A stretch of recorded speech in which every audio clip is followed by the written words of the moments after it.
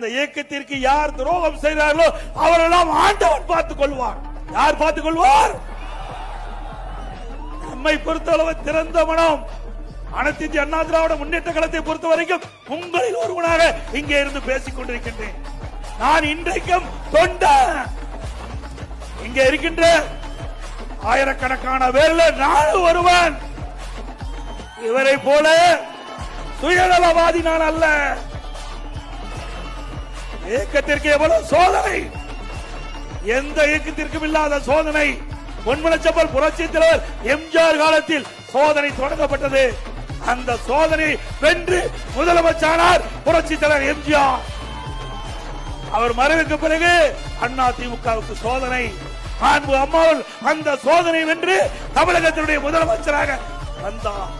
அதே போல இப்போ இருக்கின்ற சோதனை வென்று உங்களுடைய மகத்தான ஆதரவின் பேரிலே அண்ணா திமுக கூட்டணி வெல்லும். அண்ணா திமுக ஆட்சி அமைக்கும்.